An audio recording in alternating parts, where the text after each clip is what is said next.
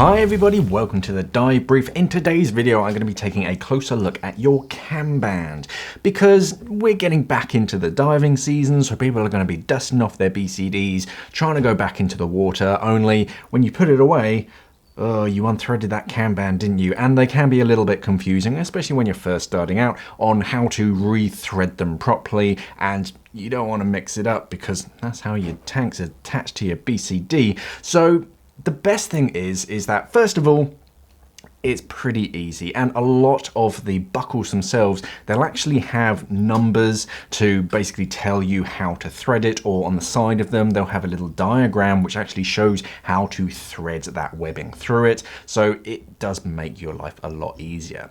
Now, first of all, it's always best to wet your cam bands before you attach the tank, because the fibers, when they're dry, they're pretty tight and bunched up. As soon as they get wet, they start to loosen and kind of move over one another. So a lot of the times, if you put on a cylinder when it's dry and then you jump in the water, the cam band just loosens a little bit and your tank can slip. So it's always worth, when you're first getting kitted up, dunk it in the water, just the cam band at least, and that way you're going to get a nice secure grip. Now, taking a look at the buckle itself, you'll typically have 3 slots on it, and this is the sort of standard cam bands. You can get fancier cam bands, but most of them, plastic and metal, they'll typically have a 3-slot system. Now, very easy, as you can see here, this one has numbers on it to make my life a lot easier, and it basically tells you the route that you have to go through. This one has a number 2 on the other side, so yeah, but really, the method's the same for all of them. It's pretty simple. So the first thing is that you'll take your webbing and you take it underneath the kind of hinge section, and you're coming up through that middle slot. So pull that through just until it's kind of hand tight. If you do it too tight, then it means that you can't clamp it down. If you do it too loose, then your tank can slip. So it's that kind of middle ground, and you'll get used to that.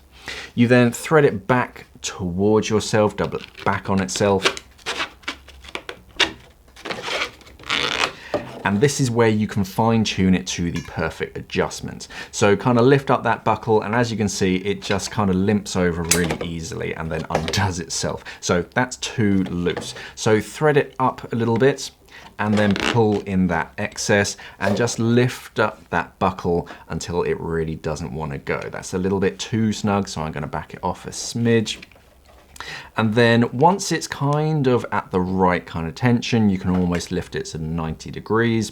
Then you use the rest of that webbing to thread it through that final slot right on the end.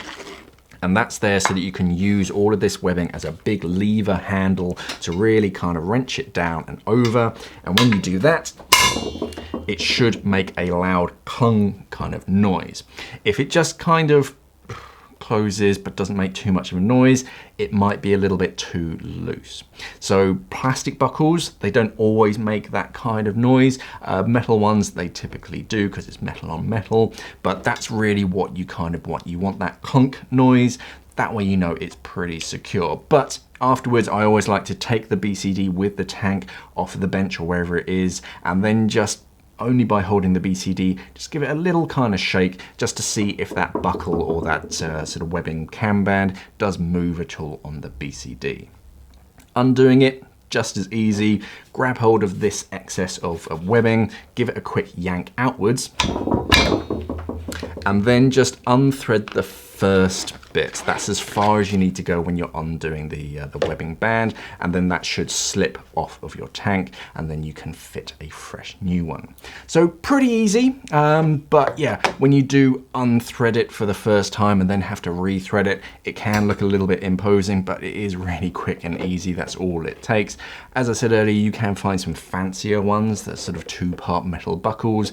They tend to be a lot easier. You just have a metal square D-ring, hook that over something and then clamp it down. That's about it. Or Atomic Aquatics, they have a kind of ratchet style one, which is pretty cool. All of which you can find on our website, simplyscuba.com. Thank you for watching, and of course, safe diving.